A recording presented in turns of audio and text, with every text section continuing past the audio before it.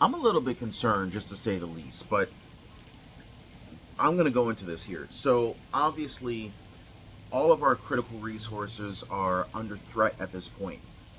We've got drought situations taking place in the West, in the Midwest. We have situation just recently where 10,000 cattle mysteriously just died in Kansas. We've got floods taking place, massive flood going on in the Yellowstone Park area.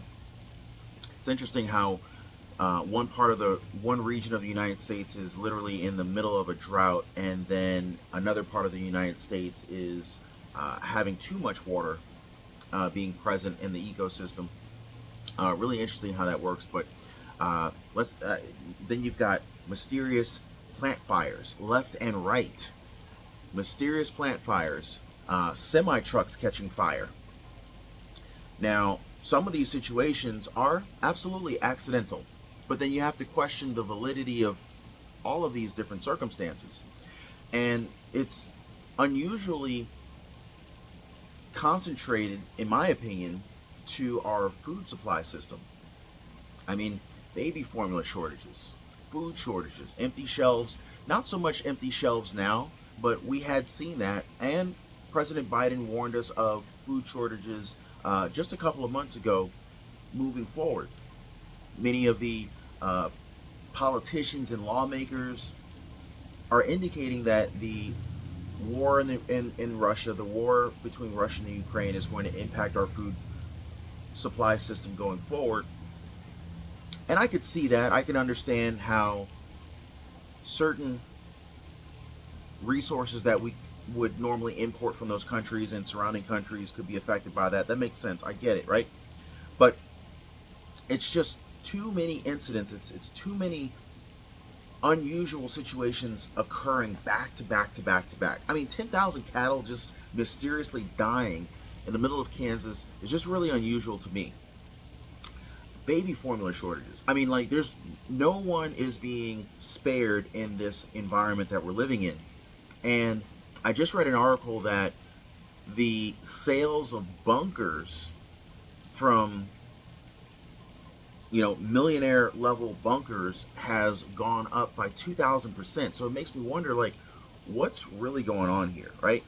Like, if you look at us on a socio-economic standpoint, the millionaires, the multimillionaires, the billionaires, they technically have the most to lose. So it makes me wonder, what exactly are they aware of or planning that we are not yet aware of?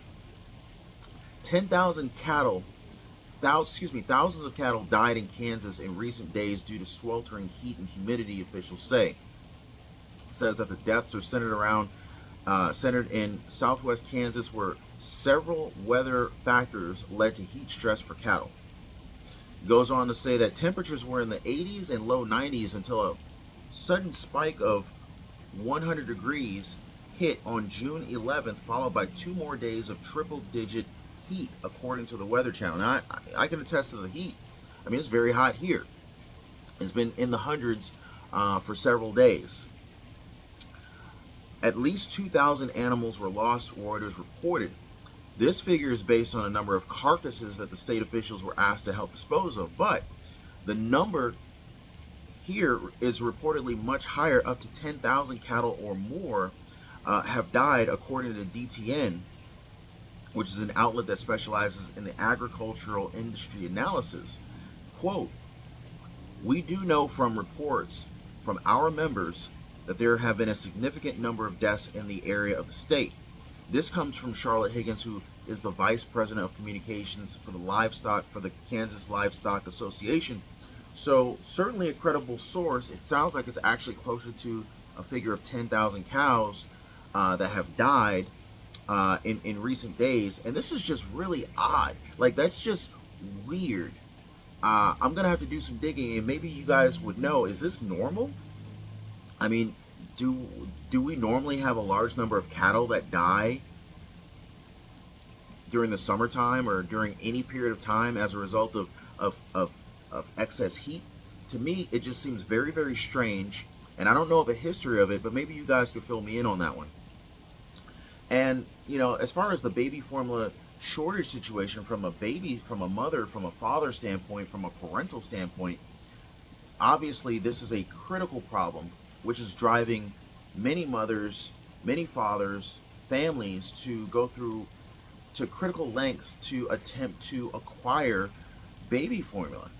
Now, I read in the comments of one of my previous videos, that, the current administration sent tons of baby formula to the border, and this has impacted our supply, and they shouldn't have done that. Some people are saying that they shouldn't have, and then other people are saying, that it's nice that they did. Whether they should have, whether they haven't, or whether they should have, whether they shouldn't have, that's neither here nor there to me. But the critical problem is that there is a baby formula shortage. Part of the problem is why are there so few baby formula manufacturers? One baby formula manufacturer goes down, and then it creates a tremendous burden and backlog on our baby formula availability. I mean, that's a national security issue. To the extent that, the Biden administration has decided to order baby formula from another country. I mean, thankfully that there's another country that can provide us with the baby formula that we need. We need to be able to feed our babies. I mean, this is, again, it's a national security issue. But the scary part is that in order to get this much baby formula in to address the baby formula shortage, many of the traditional inspection protocols have been omitted in order to expedite the importing of the baby formula. And with that comes concerns, because as a parent, I'm just thinking to myself, where is this baby formula coming from? And it's concerning to me to think, well, if some of the inspection processes are being bypassed in order to be able to import the formula faster, I get it. Speed is of the essence, but here's another issue. I mean, here's another potential threat. If some of the inspection process is being omitted, well, what would happen if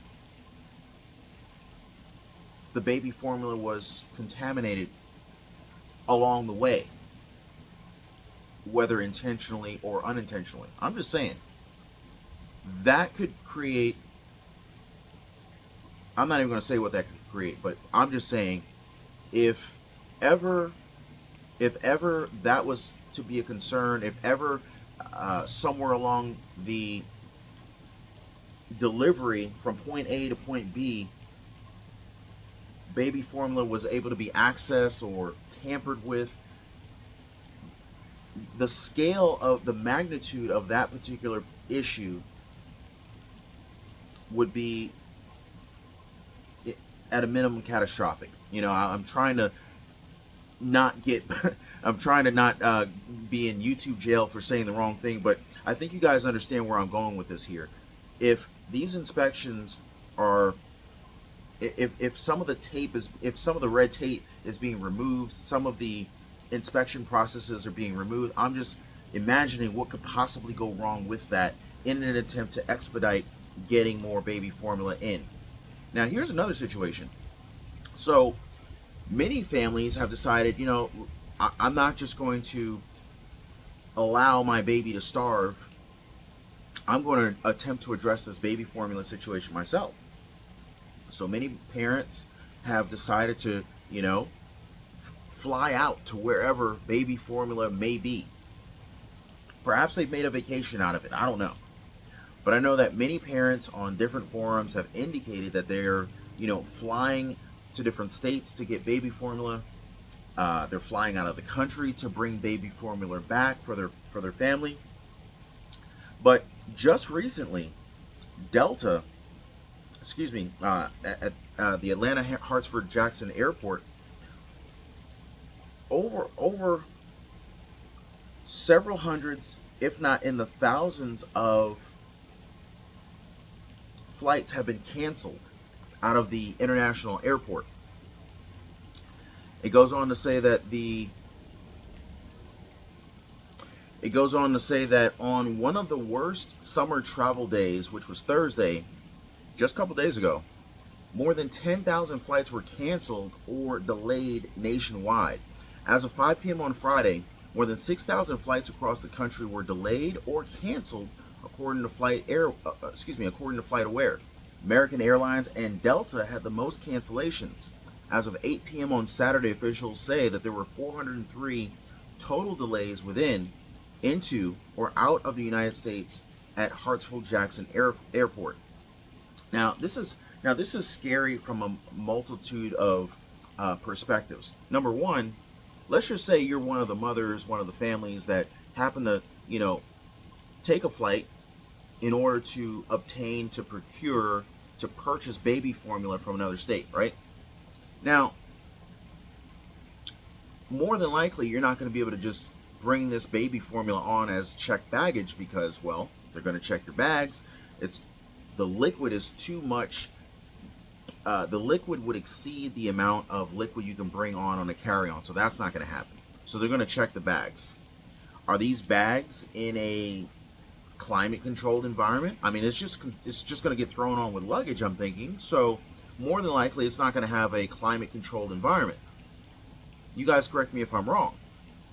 So if the luggage is, sitting somewhere on the tarmac on the bottom of an airplane, that baby formula is going to start heating up. And as far as I remember, I mean, my kid, he's not a baby anymore, but as far as I remember, we needed to keep the baby formula refrigerated, and with 100-degree weather outside, that can't be good for the baby formula, especially as the report here says that some passengers have been stranded. It says here hundreds of Delta passengers say that they've been stranded at the Atlanta airport for more than 24 hours. So if you're stranded at the airport for 24 hours, is your baggage heating up and cooking this entire time while your baby formula is stuck on it? Now, granted, not everyone's on the flight to bring back baby formula, but let's look at it from another perspective, right? Most people are more than likely on these flights to go on vacation. So if they're on these flights to go on vacation, if you're like most Americans, you probably hopped on the flight at the beginning of your vacation. So if you hop on the flight at the beginning of your vacation, you only have so many days that you can take off from work. So your vacation, literally, if you're departing, can't really start until you get in, until you're boarding on the airplane and you're in the air. So they're either delaying your vacation and eating up your vacation time while you're stranded indefinitely in the airport, or you're on your way back from vacation, and if you're like most Americans, more than likely you got to go back to work the next day. So your job is potentially at risk as a result of being stuck in the airport due to these delays, whether you've got a connecting flight or maybe you couldn't leave Atlanta to go back to wherever you live. And according to these airlines, let's see here, Delta pilots voice frustration over schedules, flight cancellations, and whatnot. Delta Airline pilots voice frustrations with flight cancellations in an open letter to customers and raised concerns that Delta is scheduling more flights than it has the staff to operate. So they're literally taking our money, knowing they can't fulfill the demand, and almost scheduling these cancellations. I mean, that's what I'm getting from this. Pressures of short staffing, weather disruptions, and increases in the pandemic cases among employees drove Delta to cancel hundreds of flights over the Memorial Day holiday period and continue to trim its flight schedules throughout the summer. So this is absolutely concerning and a little bit alarming when you look at what they're doing to attempt to address this. Now, I read here in an article, and this is really what concerns me. It says here, major U.S. airlines are trying to hire more than 12,000 pilots combined this year alone. Just in this 1 year, they're trying to hire 12,000 pilots. Now, let's think about this for a second, right? Pilots they hold a very critical role. And every time you hop on a plane, your life is in their hands. Potentially your entire family's life is in their hands, right? So we don't want to just willy-nilly hire pilots. We want to hire very competent, very qualified pilots, right? It says here that this shortage is particularly acute at regional carriers that feed major airline hubs from smaller cities. While hiring and retention bonuses have returned at those airlines, pay is lower than at majors, and they're recruiting aggressively from these smaller carriers. So they're in a rush. They're trying to hurry up and hire pilots, and they're paying them less money. Like, number one, they're not sharing these savings with us. Last I read, airline ticket costs are almost double what they were in previous years. So airlines are pocketing this extra money, paying pilots less, and likely in their hurry to hire, they're not hiring people who are as qualified. And to substantiate what I'm saying, it goes on to say here, regional carrier Republic Airways, which flies for American, Delta, and United, last month petitioned the U.S. government to allow pilots to fly for the airline with 750 hours. Why is this a problem? Because that is half of the 1,500 hours that is currently required if they go through the carrier's training program.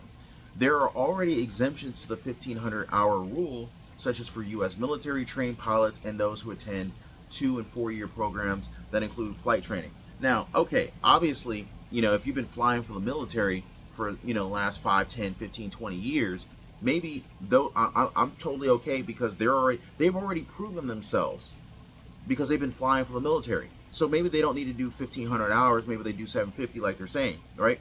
But do we want to allow all sorts of new pilots just to come in with half the training? And every time, we take off, we don't know what pilot we're going to get. Are we getting the pilot that had half the training? Or are we getting an experienced pilot before we put our families' lives at risk getting on these airlines, getting on these airplanes? I'm a big fan of travel. I love to travel, love to see the world. There's a lot of desperate parents out here that are going wherever they have to go to get baby formula. But it's just scary, the extent that, and the risks that many of these airlines are potentially going to put us in if they're hiring underqualified pilots. So anyway, let me know what you guys think on that one. Just wanted to share some thoughts with you guys. Crazy world we're living in here. Between food shortages, who knows what kind of pilot you're going to get when you hop on your next airplane. 10,000 cows randomly dying. Random aircrafts falling out of the sky and crashing into food processing facilities. Record gas prices, diesel prices. I mean, the list just goes on. It's like every catastrophe that could possibly happen. Oh, and I probably need to talk about this in a future video. I don't know if you guys heard about the earthquake that happened in Georgia just a couple days ago. Georgia never gets earthquakes, by the way. So big changes are happening. Big changes are coming. Some of it planned. Some of them are just coincidence. Of course, I'm believing in the word coincidence less and less lately. But anyway, wanted to share some thoughts with you guys. Hope you guys are prepared. And I look forward to seeing you guys on the next one. If you made it this far, definitely drop a like for the video. Also subscribe to the channel. And I will see you guys on the next one. Take care, preppers.